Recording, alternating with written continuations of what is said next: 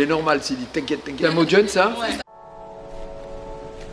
Vous avez eu un parcours très atypique, comme on peut dire, comme on a vu à l'Assemblée Générale. Donc comment cela s'est déroulé et comment ça vous a aidé peut-être pour votre vie, donc voilà, ce qui a été utile de vos différentes formations, etc. Alors, moi, je n'avais pas les notes pour entrer en 6e, donc au lycée. Donc, j'ai eu une formation professionnelle. Mais en fait, je rêvais que de ça. Moi, je voulais faire menuisier. J'aimais le travail du bois. Depuis tout petit, j'ai bricolé. J'aime toujours le travail du bois. Et au collège technique où je suis rentré, il n'y avait pas de place dans la menuiserie. Donc, on m'a mis ajustage sur métaux. Donc, j'ai commencé à faire de l'outillage sur le métaux. Et on ne faisait pas que ça. On avait 40 heures par semaine. Vous voyez, j'avais 14 ans. On faisait 16 heures d'atelier, on faisait de la technologie de construction, on faisait du dessin industriel. Donc c'était des épreuves pratiques essentiellement. Et là, j'ai repris confiance et même de l'intérêt dans la scolarité, puisqu'on est en fait dans un collège technique en formation professionnelle, on est jugé où on se déploie sur les choses que l'on fait soi-même, que l'on crée, vous voyez. Et donc, je me suis mis de nouveau intéressé à ça. Donc, on avait un prof de maths qui a dit, mais on était quelques-uns, ces élèves-là, ils peuvent peut-être être orientés vers le bac. Donc j'ai été orienté vers le bac, et la perspective du bac, je me suis dit mais tout est possible, et j'ai décidé de faire médecine. Médecine, c'était un goût pour une implication sociale, j'ai toujours aimé la biologie, vous voyez, les sciences de la vie.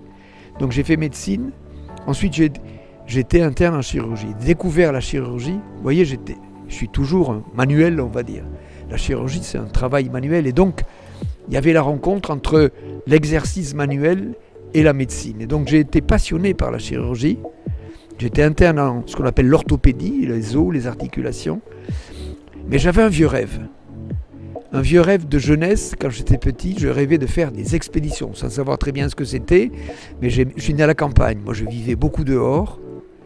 Et je rêvais de faire des expéditions. Et donc j'étais interne en chirurgie. Je me suis dit, peut-être c'est venu l'âge aujourd'hui de proposer mes services de médecin pour faire quelques expéditions. C'est comme ça que j'étais médecin pour faire la course autour du monde à la voile, en Himalaya, en Patagonie, voilà. Et j'ai été au pôle Nord, j'avais 40 ans presque, en me disant c'est ma grande expédition personnelle et après je reviendrai à la médecine. Et en fait, le pôle Nord ça a un effet sur moi identique à la formation professionnelle. Cette espèce de charpente d'encadrement où on doit exercer soi-même, où on doit retrouver une autonomie. Et le pôle Nord, je l'ai fait en 1986, il n'y avait pas de GPS, il n'y avait pas de téléphone. Et donc, je l'ai fait seul, c'était une retraite intense. C'est pour ça que j'ai insisté sur le mot persévérer. Parce que j'ai failli abandonner très souvent. Et chaque fois, je me disais, allez encore un peu. Allez encore un peu. Et en fait, c'est ce qui m'a le plus construit pour affronter les difficultés et pour être persévérant dans mes engagements. Et donc, j'ai atteint le pôle Nord après 63 jours de marche. Et là, j'ai senti qu'il s'était passé quelque chose. Je me suis dit, ça va être ma vie. Et en fait, à partir de ce moment-là, j'ai continué à organiser des expéditions, pas que dans les régions polaires, mais une expédition, vue de l'extérieur, on a l'impression que c'est un mec qui prend un sac à dos et qui part dans la nature, etc. Et donc on me dit, alors vous arrivez d'où, partez quand? Non, une expédition, au sens où je l'entends, où il faut construire un bateau, il faut faire des choses, c'est une vraie entreprise, vous voyez. Et donc je suis aujourd'hui entrepreneur d'expéditions lointaines. Voilà un peu mon parcours, avec quelques notions de persévérance qui me paraît une clé importante, de s'attacher aux idées qui vous font rêver. Il n'y en a pas beaucoup.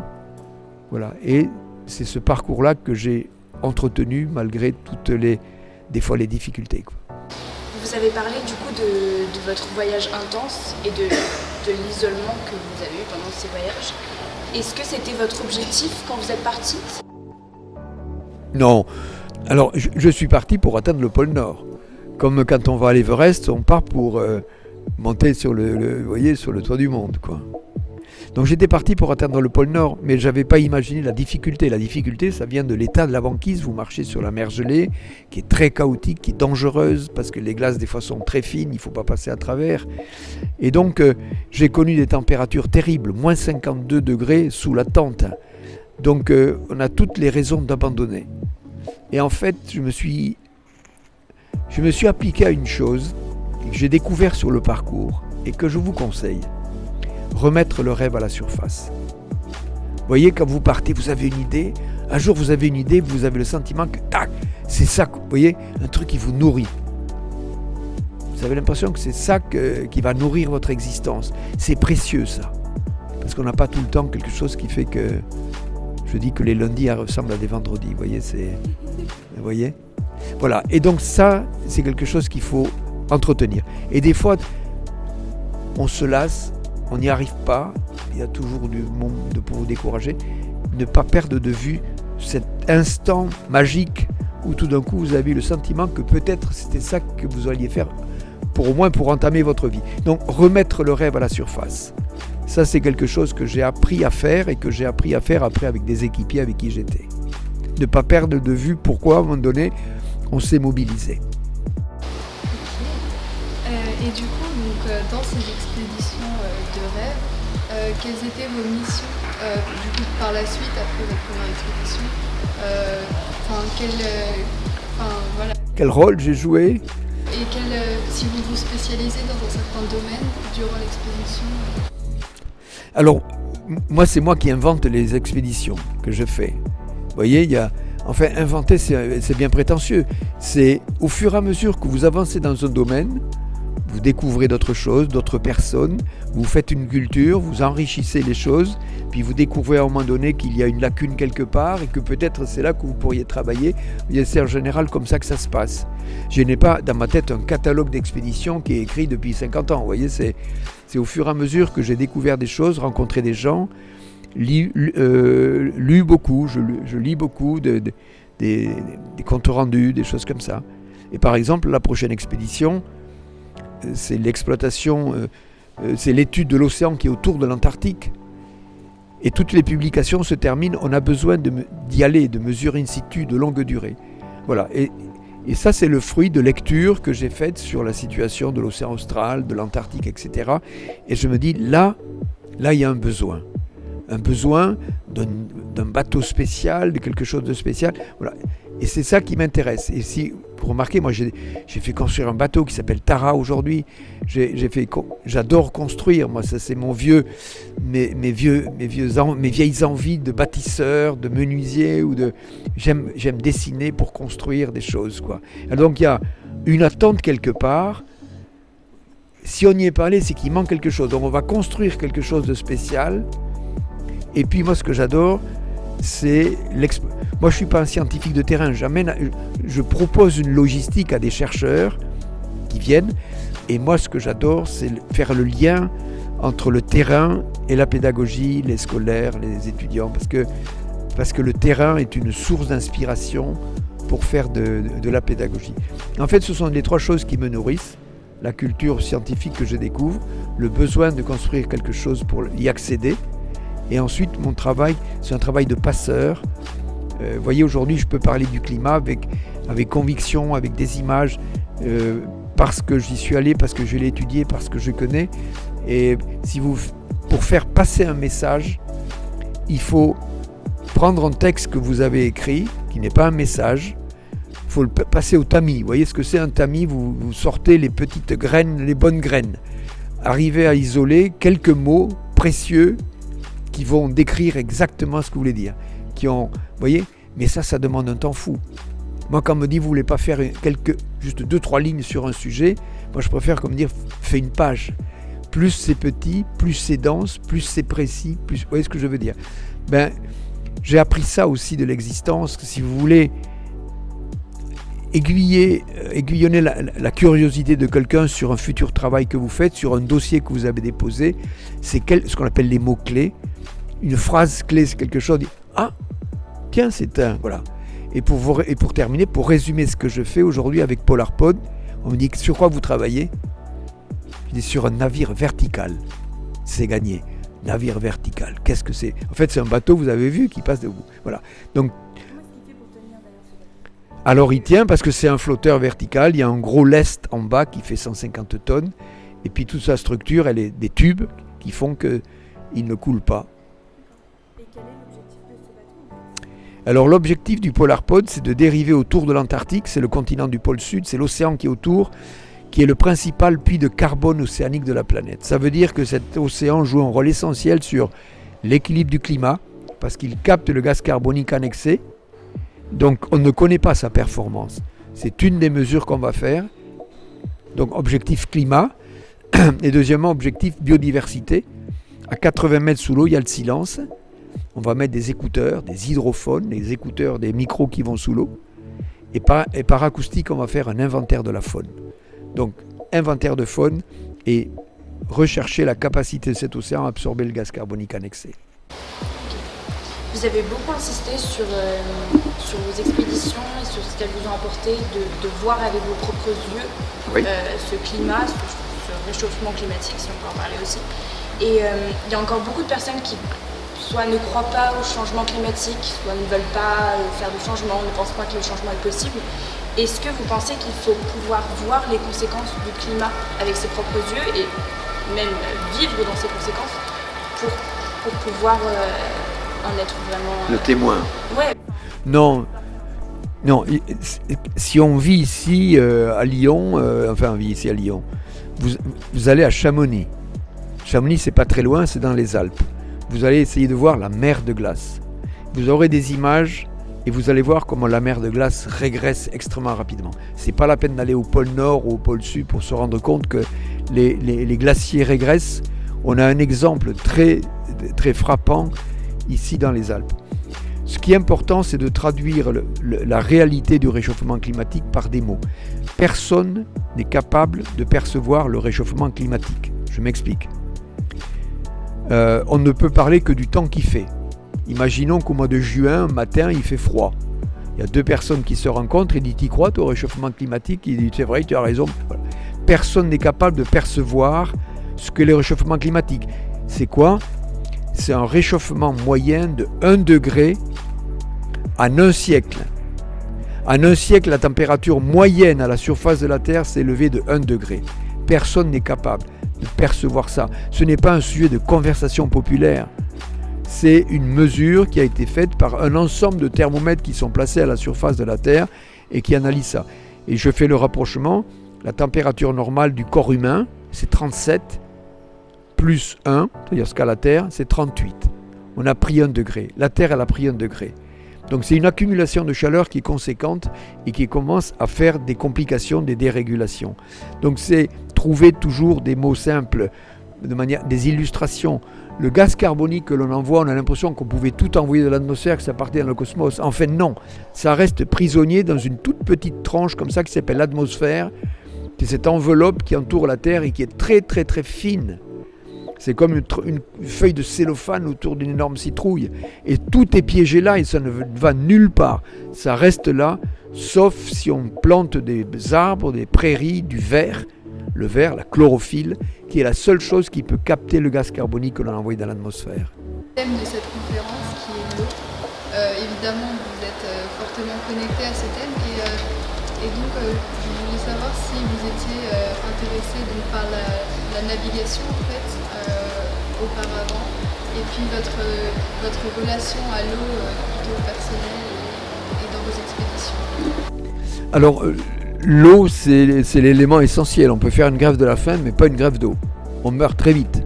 En effet, à 70%, ça dépend de l'âge de flotte. Donc il est évident qu'on ne peut pas vivre longtemps sans eau. Donc c'est une base essentielle à tout être vivant, quel qu'il soit, que ce soit des plantes, des insectes, tout. On a besoin d'eau. Ensuite, on est de plus en plus nombreux. Et notre préoccupation en général, c'est l'accès à l'eau. Parce qu'on se rend compte qu'on est en train de perturber le cycle de l'eau. Il y a des zones de sécheresse, sans aller bien loin. Il y a de moins en moins de neige dans les Alpes, par exemple. Et le Rhône est un fleuve qui est vraiment bien garni à la fin de l'hiver, parce qu'il y a quand même de la fonte, mais qui commence à souffrir du manque d'eau en période d'été. Et l'eau, c'est un bien universel qui est extrêmement convoité par nous pour en faire de l'eau potable, par les agriculteurs qui veulent arroser, ce sont les plus gros consommateurs, par les industriels, par l'EDF qui veut de l'eau des barrages pour faire de l'électricité, dans les bassins d'agrément où l'été on aime bien les faire du pédalo ou de la planche à voile, vous voyez ce que je veux dire. Donc l'eau est quelque chose de très convoité et on va vers une, par raréfaction encore dans notre pays, mais une diminution de l'accès à l'eau. Donc ça va nous demander effectivement d'être extrêmement économe en eau et avec des technologies futures, de pouvoir refaire de l'eau potable avec de l'eau usée. Dans quelques décennies, on boira l'eau quand on aura tiré la chasse. Ça paraît impensable, mais on le sait le faire aujourd'hui. Simplement, ce sont des investissements importants. Donc l'eau est un bien extrêmement précieux, quoi. Quel est le message donc, avec lequel vous voudriez que tout le monde participant à cette conférence ressort? Le message, donc la thématique c'est l'eau, mais derrière une thématique d'eau, il y a aussi une thématique climat. On est en train de perturber le cycle de l'eau. On se rend bien compte que par endroits, il y a des canicules, avec des inondations colossales, et peut-être endroits des sécheresses et puis des incendies. Donc on voit bien qu'on est en train de perturber le cycle de l'eau. Donc l'eau et le climat sont effectivement intimement liés. Ce sont des problèmes qui concernent la planète entière et toute l'humanité. Il n'y a pas de on et off, c'est-à-dire il n'y a pas la solution magique. On entend effectivement qu'on ne prend pas cette décision, ce qui est certainement vrai, mais il n'y a pas de solution magique. Le message que j'ai à faire passer, c'est que chacun doit être efficace sur sa zone d'influence. Chacun doit être efficace sur sa zone d'influence, c'est-à-dire sur sa vie personnelle, dans votre vie, faire attention à toutes les consommations d'énergie, d'eau, etc., dans les transports, dans votre façon de vous alimenter. Il faut être vigilant aujourd'hui dans notre vie de consommateur, à tous les sens du terme, consommateur pour sa nourriture, consommateur dans ses achats, consommateur dans les transports, faire du transport en commun, marcher à pied, etc. Il faut économiser le plus possible l'énergie, si vous voulez, et faire en sorte que le reboisement, le développement des espaces verts, c'est pas que du décor, c'est que nous avons besoin des pigments de chlorophylle, donc du vert, pour recapter, si vous voulez, à terre le gaz carbonique qui est émis. Donc, je le répète, chacun doit être efficace sur sa zone d'influence. Nous avons vu au cours de ces entretiens des intervenants à l'échelle personnelle, vous dans votre vie personnelle. On a vu un homme politique qui est vice-président de la région.